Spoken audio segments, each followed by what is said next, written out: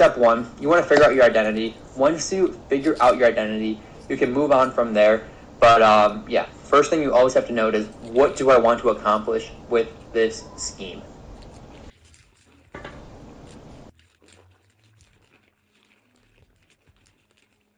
Alright boys, so step two, we're going to go into finding your niche, and this is basically your base formation. So when looking for things, I wanted to find a formation that was very, very good at running. So I came out and I went to this I-form slot close, and I like this a lot because it just has a ton of different run threats with a stretch, speed booster, whatever. This was my formation that I picked that I wanted to come out in, and you know, this is it.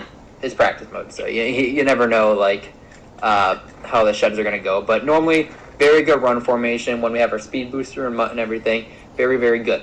So the second thing I had to figure out is, all right, cool, this is a good formation, but if I have a base personnel, I can't audible around. So that's why I have the gadget at halfback, because it allows me to audible to gun bunch spread nasty. It allows me to go to gun bunch tight end, gun tight Y off, but it all stems off of having a base formation. So right here, as you see, I audible into bunch, and they're kind of in a run set. So it takes advantage of, you know, what they're trying to accomplish, stopping my base formation. And I will note, base formation does not mean main formation. Base formation just means, what are you going to come out in? What do you want your opponent to adjust to?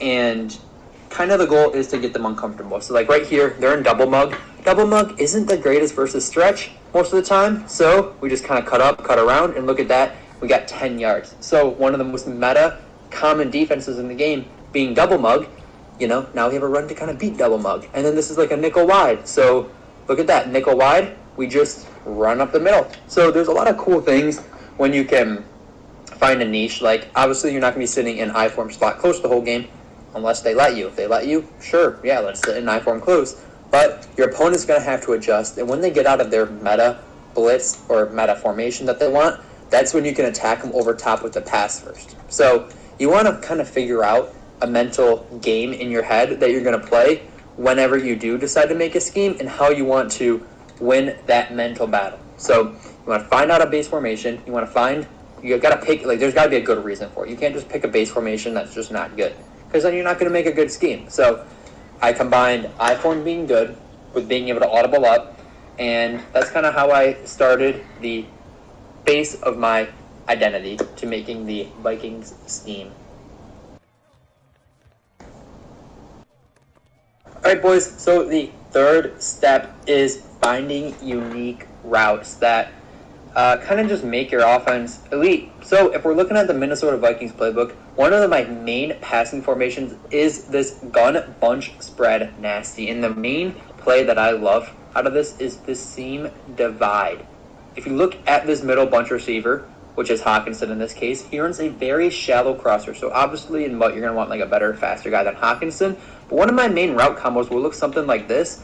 And it's really good because you can just beat man and zone. And that cross route is unhot routable. And what I mean by that is you cannot actually find this route unless it is on something stock. Like, let's look at a different play here just to give some context. So if we go into, let's see, if we go into stock halfback wheel, right? This was actually a really cool play last year because Naylor, he had a slot fade and you couldn't make slot fades. But look, if I want a slot fade, I can put on any one of these people now. So it doesn't make this play good because you don't have any route. On the left, we have a wheel route. We can make a wheel route. We have an in route on this guy. I guess it's a little different, but that's not like a really cool, clean, sharp, breaking route. But this seam divide, as you see right here, it runs very shallow across this middle of the field, and it can get in a really, really good spot. Not a super deep crosser that'll run into a third, not a drag that'll run into a flat. So that is one of like the main things you want to look for. You want to look for these routes that you can't replicate that are actually good. Like, okay, like once again, we got to make sure, is it actually good? Like, will that route beat something? You know, you can't just look for a weird route. Like let's see, what's a good example? Perfect. This is technically a unique route by the tight end, but what is this tight end really going to beat? Like, look at that. He runs right into the zone. Like, yeah, That's a unique route, but is it really that good? No, but in this play, if you look at drive wide corner, this running back in route, let's just send everyone vertical here. Look how it runs in this middle of the field. It kind of runs a little more up and is a nice little pass lead. Another play, but let's do the same exact thing. Just streak everyone out, but then put them on an in route. Look at this. It runs a lot shallower, kind of bumps into the lineman. We're behind the line of scrimmage. We don't get as vertical. So you want to make sure you have unique routes. And at the end of the day, like, you can make a route combo without having unique routes. Like, look at this. We're going to put a wheel, a drag, a curl, stemmed up, and a return. 0 unique routes on the field. Very good. But you can only do so much with the hot routes you're given. Because then, at that point, why are you even in a different scheme if you can just hot route anything out of a different, So you want to find something special towards your formation or scheme that you're looking at. And that's how pros make the meta offense. I mean, look at how amazing that man beat. So, yeah, second step, you want to find unique routes in just good formations, which we will talk about in the next video. All right, boys, the next thing we'll be talking about is very important, and it goes with the unique routes. You can have all the crazy unique routes in the game, but if you don't have good spacing, formation's probably not going to be that good. So let's talk about what spacing is. Spacing is basically like, can multiple routes run in, like, motion together? So if I put a post route in the field, do I have something underneath? Can I hit multiple layers of the field at once? You want it to be very fluid. You don't want it to be very rigid and rugged and like routes that kind of run into each other. So let's look at one of the plays, for example, out of tight Y off. I'm going to put a very basic combo on the field, posting the tight end, streaking the inside slot, and then streaking our running back. If you look at this, this is a beautiful play. And why, you might ask? Well, we are attacking the outside right. We are also attacking the middle right. We're attacking the middle deep. We're attacking the middle left underneath. So we're attacking all different points of the field. It's kind of like a triangle concept. If you look, triangle at the top is the post, the bottom right is the streak, and the bottom left is the return. So when we snap this ball in motion, you're going to see we just have a very, very, very good spacing concept. But what you see some people do is they're going to go into formations like spread and other formations that just don't have that good of spacing. So we're going to go to spread wide slot, right? And we're going to look at this smash corners play. Let's say you don't do any hot routes to this. What is really good about this? So let's think about it. If we put an in route on the field, right? Okay, the in route beat man coverage, cool. But if they run a zone coverage, that one vert hook could play 2 routes on the field. There's just not much good spacing in here because, 1, you can get switch sticks very easily. 2, there's multiple, one zone can play multiple routes. So I have a 3-step check to basically show if you have good spacing. First one being, can a single zone defender guard something or 2 routes at the same time? If this guy over number, let's say 3, is on a vertical hook, he can guard both of these in routes at the same. Look at that. I couldn't throw either in route at that break. Pressure came in. It's just very easy. Second, is it switch stickable? Let's say you have a good concept, right? If someone can switch stick it, it's not good anymore because we live in a new generation of Madden. So what could a switch stickable combo look like? Let's do something like this: a flat streak. So this is a very common good beating combo. So what someone's going to do against this is they're going to see that there's a streak, and then they're going to switch stick back into the inside. So it's a very 1-2, very easy switch stick. They look left, they look right. What would a combo be that's hard to switch stick? Something like this. Maybe if you put a post on the field, a streak, and then a drag. So now they got a switch stick over top and then go underneath. And then now you look, you have like a little drag, and it's just a lot better spacing. So you want to have high and low reads. And yeah, the other thing is, this is more formation based. Can your formation attack every part of the field? And for something like spread, it really can't. You have about 3 people on the field that can attack every part of the field. This Jefferson on the outside, I mean, the only routes you can really put it on: comeback, drag, post, streak. Like, there's not many routes. But on Hockenson, look at this. You could put a post, stem it all the way down. You could put a drag. You could put a corner. You can do all this kind of stuff. So If you guys are trying to make a very spread out formation, I wouldn't say, at least anymore in Switch Stick Madden, that running a wide set is better than running a tight set. Like, let's look back at the Vikings here. Sorry, this is a little bit longer of a video, but if we look at a play like this, right? There are so many routes we can put on the field to attack every spot of the field. Look at this. We're attacking the right low, the right deep, the inside low, the inside deep, and then we have a nice little wheel. Like, there's so many things we can attack here with this style of route combo. And yeah, so overall, I would steer away from looking at those super wide formations. I mean, props to you if you can figure it out, but you don't want to make a scheme harder on yourself. I feel like tight formations are definitely good. So if you follow these 3 little checks, you're going to notice that your life is going to be a lot easier when trying to make a scheme. Alright, so the next step is very important. Once you figure out the formations you want to go to, the combos you want to run, you got to have a game plan. So let's use my Minnesota Vikings as an example. So when we play double mug, right? My game plan versus double mug is I want to run stretch. So right here, I want to run stretch. Right there, we get kind of a bad speed boost. And look at that. I messed up my speed boost. But if we didn't, we would have been out of there. So we're going to try to run stretch again here. We're going to run it left. Look, look, look. Get out. And there we go. We get a nice little speed boost. Cool. Whatever. Great. Now what? The stretch is bagged. What do I go to next? So I'm like, all right, I'm playing mug. I know mug is normally going to be man coverage and they're all up on the line. I'm going to go to this formation because we have a unique wheel. And this is what I'm talking about with the uniqueness. Right here, this wheel does a really good job versus man coverage. And I forgot to sub in my running back, but a lot of the time they're going to play over top. And a cool thing about the wheel is it gives you a tell.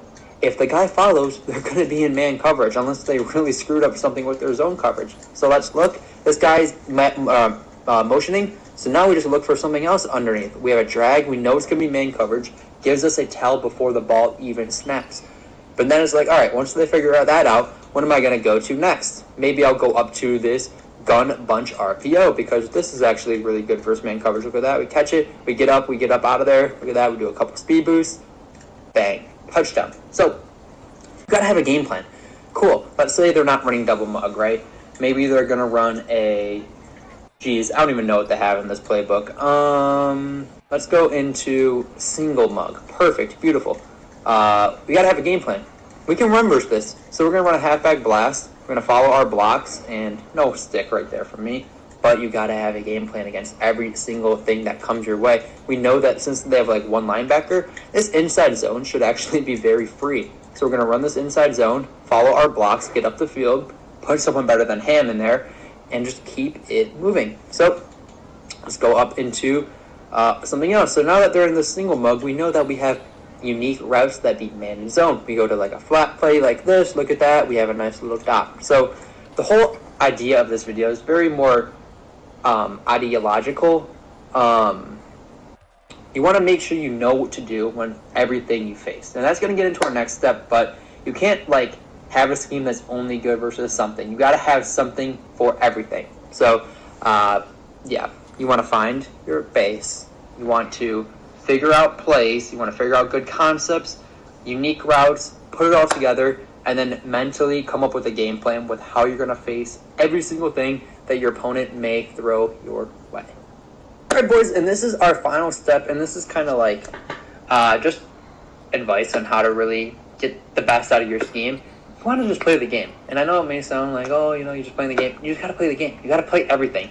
Like, how I master a scheme is I play the game, and I play it against everything. I'm like, all right, Vikings is not good versus this. What can I do to get better at that? I go out of my way to make sure I play things I'm bad at. I figure out what we're good versus, because now it becomes second nature. When I see a formation, I know exactly what to do, exactly how to beat it. You're going to play meta. You got to make sure you know how to beat meta. If they're in single mug, you got to be like, all right, your brain has to immediately go to, I have this in my playbook to beat that. You can't be like, ooh, they figured me out. I'm done. We're going to lose. No, you got to have something for everything. And if you can't, then you don't have a great scheme. Like, it is simple as that.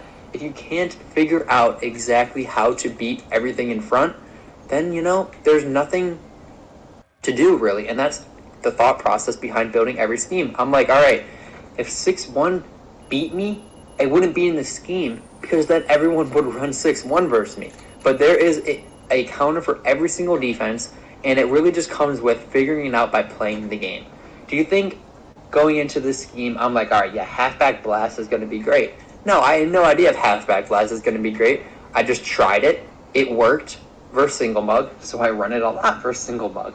If they're in double mug, I just want to stretch, Like in years past, double mug kind of blew up stretch. And this year, does pretty well. So the moral of the story is just always get as many reps as you can. I know exactly before plays start what's going to be open, how to beat certain things, and that is thanks to just playing the game. So, yeah, overall, if you guys follow all 6 of these steps, you guys will build a very, very good scheme. You guys will be able to play against every single defense, and I hope this kind of guide helped. I know a lot of it wasn't very direct, do this, do that, but when you're making your own thing, I can't tell you what to do. The simple as that. I can't be like, you run this combo, you run that combo. No, because you're making your own scheme. You got to do what works for you, but there are specific guidelines you have to follow to make a good scheme. So I hope this did help.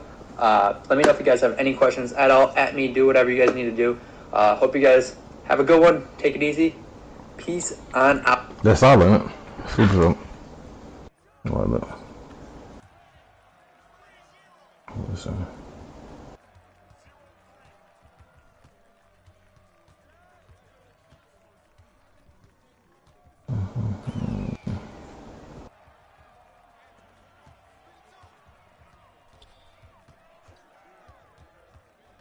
Now, we need to talk about on defense, if we want to get better at D, who the most important player on the field is. And it's not an edge, it's not a nose tackle, it's not a linebacker or a safety or a corner or anything. It's your user, whoever he is. Your user defender, the guy you're controlling, is the #1 guy on defense for everything that comes from pass rush, that comes from coverage, run defense. Your user, in this case Mitchell, in the middle, is the most important player. He has the most impact out of anybody else, the most influence. He can do everything, okay? So why do I say this? Well, right now I'm in a cover 3, okay? And I love basic coverages like cover 3. This is cover 3 cloud. Awesome. But this is cover 3. I'm in a yellow zone in the middle, a hook curl even. So at a minimum, my responsibility is just here. Now, watch what I did there. I just got an interception. We dropped it, but we got an interception. If I were to be on a defensive tackle here, same play, notice that is a catch, right? Notice that Mitchell, this guy right here, if I'm not using him, and instead I'm just on a defensive tackle, he defends nothing. He is useless. But when we add in a user here, I can be in the same area. And I can say, oh, and then go try to make a play right there. Now I'm using 2 controllers, so do bear with me a little bit. But you can see the impact immediately right there. Oh, zig, boom. Ideally a pick 6. We're dropping them right now, but you get the idea, right? Additionally, let's say it's something like this, where I'm playing somebody, and they're going back to this route a lot. Or maybe, right, I shade my coverage underneath, so that's going to get defended. But let's say they're hitting this in route above me a lot now, okay? My zone defender can't do a good job of defending it, right? Watch right here. We're going to go back to the same play. This in route's going to be open against the zone consistently. That's tough. Let's user again. All right? Same idea. Boom, I'm here. Looks like I'm defending this, right? Oh, I'm working up. Bang. I drop another interception. But you see the idea, right? My user can actually bounce between routes better than any CPU can, right? So, by definition, this guy's able to make more plays than a CPU defender ever could. Like, he just can. That means more turnovers. That means more stops. That means more wins. Now, who should you be using? I think a yellow zone 100% of the time. Like, easy. Easy is a yellow zone. If you want to make an argument for a flat, you can. Okay? Either or. I prefer yellow. Some guys like Kurt Benkert, he loves using a flat on the weak side, which would be the right or no, it'd be the left side here. That's fine. Yellow to me is better. Right. Then, from there, what I like to do to begin every snap is just left stick, and then we watch what's developing. A lot of people like to strafe. I don't strafe a ton, I'll be honest with you. I'm not strafing a whole lot. Right there was a little nonsense. But I don't like strafing a ton unless it's at the very beginning. Then I let off of strafe because to cover ground. You gotta listen to the whole sentence, man. That shit over here start kicking in. Strafe a ton. I'll be honest with you. I'm not strafing a whole lot. Right there was a little nonsense. But listen to what he said, though. Let him finish the sentence. I don't like strafing a ton unless it's at the very beginning. Then I let off of strafe because to cover ground, you can't be strafing. If you need to really cover ground, you can't be. Strafing's great for when you're sitting on a route. Okay, so if I'm trying to sit like on this route right here, I'll strafe. But if I'm trying to move laterally with a route and like catch up to a route, we're letting go of strafe. The strafe, by the way, is left trigger. Okay? Then we're just moving around and we're trying to identify what routes are breaking open. Beautiful. You said what, bro? They got it to where you can sprint and strafe at the same time now. Yeah, this part of the old video done. Yeah.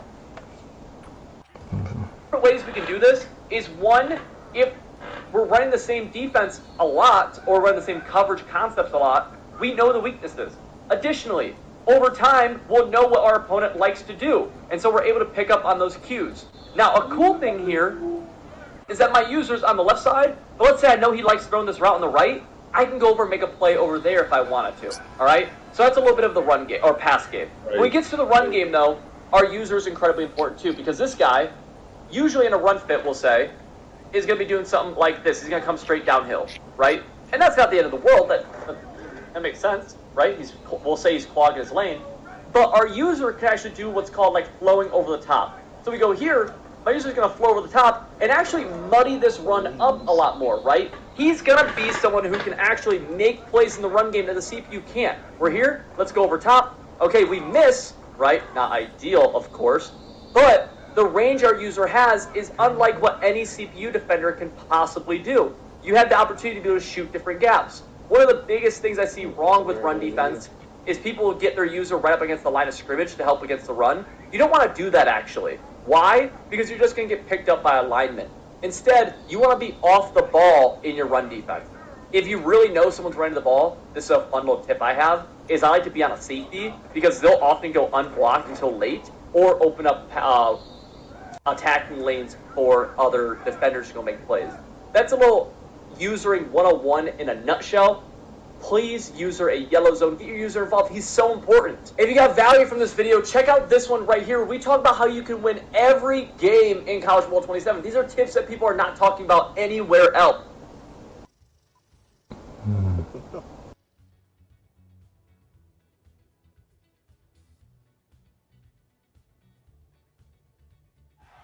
Sometimes I want to be a minimalist. On defense, there's an argument that your user is even more important than he is in the pass game. Let me show you one of the biggest mistakes I see people make all the time in run defense. There's two big ones. These actually both happened in our recent film review over on Civil GG with our members. The first one is we just stand right on the offensive line, and when the ball is snapped, we just come straight down. Now, this is a terrible idea because the offensive line is going to pick up our user every time, and we're not going to be able to do anything. Instead, our user, we want to have him back a little bit typically, and that could be, you know, even right here, like this distance from the O-line, or at times up here, just kind of depending on the flow of the game and how I feel against the run, because this will allow me to be able to actually flow against the ball carrier, right? Now, if we're on 4th and inches, I might come down something like this to be able to try to make a better shoot and be able to make a tackle. He gets an inch there, that's pretty good run defense, I think you would agree. Now, the next issue I see, this is a big one, okay, is that people get really caught up into the play their area part of things we talked about in the past. I've already seen this. He took that from a video I just seen.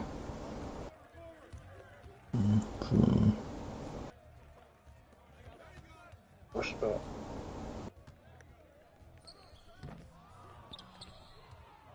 Something that every player needs to understand when they're first starting to play defense in College Football 27. This is something that once you learn it, it'll take your defense to a whole new level because it opens up a huge toolbox that you just never had before. So let's start it. Look at my defense. You see it? So let's go here and let's do this.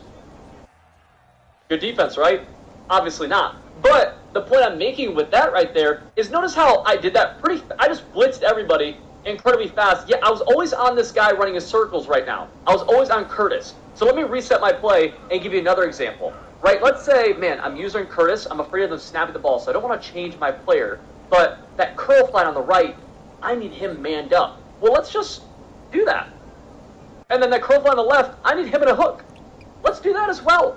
We're doing what's called quick adjusting, which gives you huge flexibility to set up a lot more defenses that you really never have been able to do before. So let's reset our defense again, and we're going to walk through how do we quick adjust, and we're going to start at the foundation and get more complex and more advanced as we go. So first of all, right stick, PlayStation or Xbox. Flick the right stick to the left, and you open up your defensive line adjustments. Now, you'll notice throughout some of the stuff I'm about to talk about, left stick is going to be a lot of alignment-based things, okay? Whereas the right stick, when we open this up, is going to be a lot more assignment. So right here with the defensive line, I can slant inside, I can slant them outside, I can shift them, yada yada. Every defense will look a little bit different with these. When you do them, it makes every defense kind of unique. Now, also, inside the defensive line area, if you ever tap left trigger, you just clear it, go back to default. Or if you tap right bumper, you can open up your stunts menu so you can call them from here, okay? Pretty cool. Now, that's left on the right stick. What if we go right on the right stick? Well, that's going to open up our linebackers. Same idea. We could then pinch. We could spread them. Keep in mind that if you're in a formation where you're matching alignment, you just won't see this as much on linebackers, so just keep that in mind. But we could zone them all, blitz them all, yada yada. If we go right bumper, we can show blitz. That's a fun one, right? It gets a very scary front. And then left trigger will clear, of course. Okay, so from here, if we tap Y or triangle, last year, that would open up our defensive backs, but that's actually no longer the case. To get to our defensive backs this year, we're going to hold left trigger, then we can actually just hold it down, left stick, guess what? That's alignment, we can press, we can back off, we can press, we can back off, we can, right, you get the idea. Right stick is assignment, this is going to be shading, really important for zone and man covered defenses. Then new this year is your zone strategy. You can actually change that on the field here with the D-pad, which is kind of cool. I'm actually a really big fan of this, okay? So, we're there, we're able to do this. Well, one thing I bet you didn't know is if I told you, hey, I just want the guy on the right side on B. B's a burner. This guy's 99 speed. I need him backed off.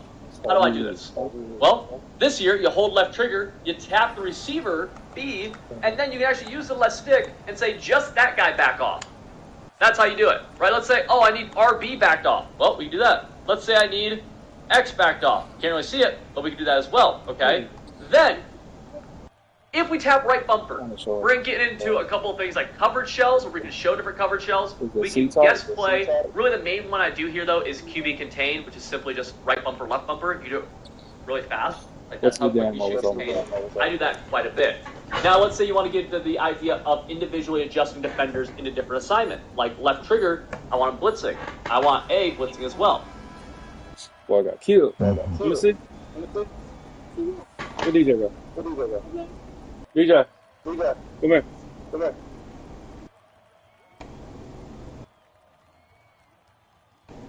Ethan?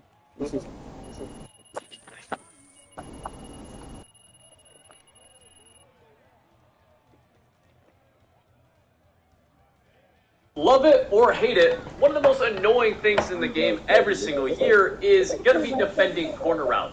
These are just a staple of every single offense, and it feels like if you ever do defend the corner route, well then they'll have something open underneath, and that's honestly if you're lucky enough to actually defend that bad boy. So let's talk about an easy way that you can slow down corners, and this will work for crossers as well. I don't really care about what playbook or defensive formation you're in. This is more of a concept. So first, on offense, let's just call it corner route play. Then on defense, click that right stick in. This is something you can set in your main menu settings. Go into cover strategy, and we can actually mess around with our flat. So there's a few ways to skin the cat here. My favorite, though, is to change our zone drops. First of all, what are zone drops? Well, this tells these zones that's listed here, so hard flats, clouds, soft squats, to play at the depth that we're telling them. So what I like to do is something along the lines of putting my curl. Now there's a little bug right here. This should say curl flat, but for some reason in the middle it's bugged. This is curl flats, quarter flats, and seam flats right here. There we go, fixed it. Okay. Yeah, it seems like it's just bugged you go after 20. So if we go 25 yards here, or 20 yards for a pro flat, and then 5... I don't think my switch stick working. I'll keep trying to practice switch sticking. I cannot get that jump going. Might have to change your settings. You might have How your gun sound? slow. How your gun sound? I had it on instant. Or no, No, you didn't. You didn't see that video. You did, man. How your gun sound? How your gun sound? I got a delay on none. And then I got the switch assist. Frank. I don't get why that work. Yo, That's weird.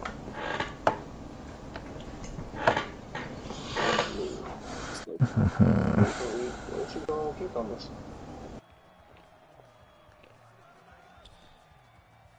Hey, let me tell you one of the biggest tips I could possibly give you, and it's to please cut out bad plays from your playbook, okay? I'm going to give you an example of a bad play here. This is one where, let's move my face cam for this.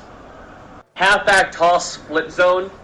It's just really bad. Okay, whenever you see a halfback toss with no pulling guards, you don't want to call that play. Like, just, we have to do a good job of calling good plays. Same thing here, halfback zone toss, just going to be a bad play, right? Let's go pitch wide receiver reverse. Gonna be a low percentage play. Really, all that means, what is a bad play? It's low percentage, right? There's a low chance that this gets positive yards. Now, that doesn't mean it never will, but right there, like, we kind of had the best result we could, and we got 1 yard. Like, just not gonna be a great play. Some of this is learning the game and learning what are the actual best plays in the game and what are the bad plays, but that is a huge part of playing great offense and honestly defense, is that, like, hey, if this play just has a low percentage chance of having good results, we need to cut it, right? Like, we have to. There's no way around it. Fullback fake, halfback flip, this is a classic play. If you've played Madden and college football for years, you've seen this play. The reality is, if you look at our blocking even, we leave a lot of guys unblocked. Even that guy right there comes unblocked. It works. Now, the question is, like, does it work at a high percentage? If we ran it a few more times, we can get an idea of it. My guess is no. The tip here isn't calling out these specific plays. Rather, it's identifying the plays that are low percentage for you, and don't force them. Just cut them out. Every type of halfback counter in this game is going to immediately, like, flag my radar for being a low percentage run. Doesn't mean it's impossible to gain yards, but it's just a really slow handoff. Like, that's slow. And so it's like, man, do we want a play that's a really slow handoff, or do we just have better plays, right? Because for every time you call one play, you're saying no to calling other plays. Tight end screens like this right here. Low play action, okay? I couldn't even throw that ball until way too late. That's a terrible play. We should never call it again. You can't afford to waste a first, second, or third down in this game. If you got value from this video, check out this one right here where I break down the